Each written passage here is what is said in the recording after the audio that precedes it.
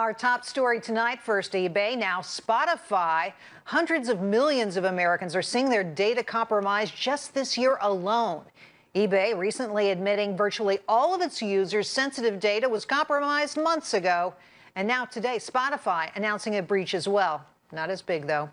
The fallout continues tonight and customer backlash mounts. Here with the ramifications to your own personal security is Robert Siciliano, an online security expert for McAfee, and Danny Ackerman. She's the founder of the Danny app, and she runs her own business on eBay. Welcome to you both. Great to have you here. Robert, I'll start with you. So how did these hackers break in using the information of just 3 employees? So that information, to my knowledge, has not been disclosed. However, what we see in attacks like this is usually via phishing. So employees may receive an email that looks like it's coming from an internal communication disguised with, say, eBay logos and 4 colors and so forth. They open it thinking it's from HR and such, and then next thing you know, they're either providing their credentials to IT or who they believe is IT, or they're clicking on a link that downloads a virus and compromises their system.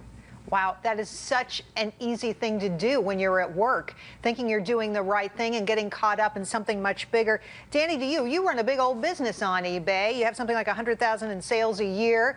Been doing it for a number of years. What do you make of this, and what is the reaction on your Facebook page that you put together for eBay businesses like your own?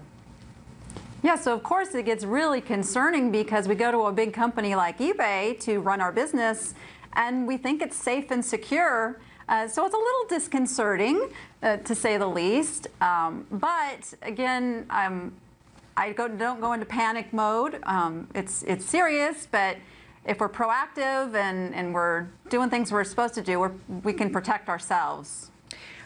Robert, to you, don't go into panic mode, obviously, and we'll get to more tips on how to respond in just a second. But it seems to me that consumers generally, maybe not business owners who are so familiar with eBay and its policies, but people who might go onto eBay less frequently, are a little rattled here.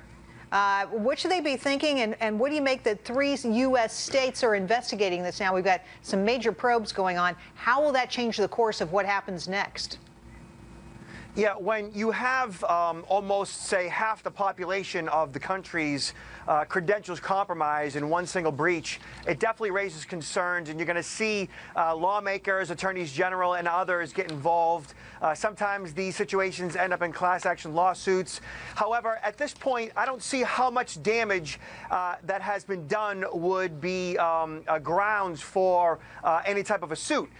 The passwords themselves were encrypted, as far as I know. They have not had any financial losses, and no personal data at this point has been compromised. However, when breaches like this do occur, it definitely does raise concern, and consumers obviously need to be on high alert at all times regarding all their accounts. Well, you couldn't be more right about this. Danny, what are you telling people who have businesses on eBay to keep them? What can they do to keep themselves safe? Something I advise is change your password frequently, especially a site where you run your business from, because ultimately you're in charge of your business and you've got to be proactive and run it like a business.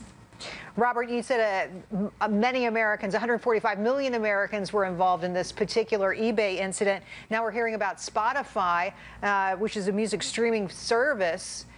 They only had 1 person who was compromised. Did they handle this differently? Were they smarter? Were they more proactive than eBay?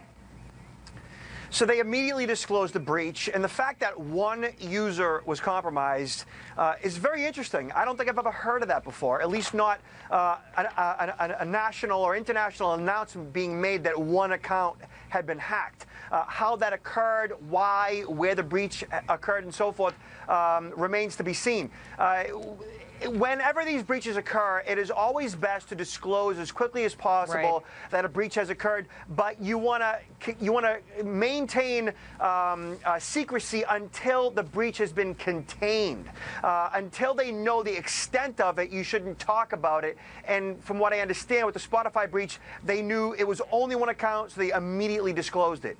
Well, but Robert, that's an excuse to never tell anybody anything. We don't know the extent of the breach yet. We're going to wait until we, run down every single American all over the world. It seems to me in the past what we've seen with Target and others, that it was such a slow disclosure that in the end we were compromised, the consumers were compromised because we didn't know right away. What do you say to that criticism? So there's a reason behind, keeping the breach a secret until you know the full extent of it. If the bad guys know you're onto them, they may switch tactics. And so the corporations that are compromised, they keep it, hush hush. Law enforcement gets involved, and until they know what needs to be shut down, what portals need to be closed down, what data needs to be secured, they don't say anything because they don't want to give the bad guy the upper hand. It's like, telling the bad guy what your strategy is so he can work around that. Yeah. That's why they keep it behind closed doors until a certain point. Oh, that's a good point. Danny, to you, should eBay be doing anything for its customers? Some companies have come out and said, we're going to buy you some kind of security filter. We're going to help you check your accounts. We'll help you backstop yourself. We're not hearing that from eBay, should we? Well, definitely eBay should be being more proactive, but really I don't understand why it took them months to let their users know. That, right. After what you just said, that really puzzles me. But again, we cannot count on eBay to take care of us. We've got to take care of our own businesses. Well put, Danny. Thank you so much. Robert and Danny, great job, both of you. Thanks so much. Thank you. Thank you. And now we want to know what you think. Here's our question tonight. Are you sticking with eBay? Will you stay on eBay? Will you continue to buy things or sell things on eBay?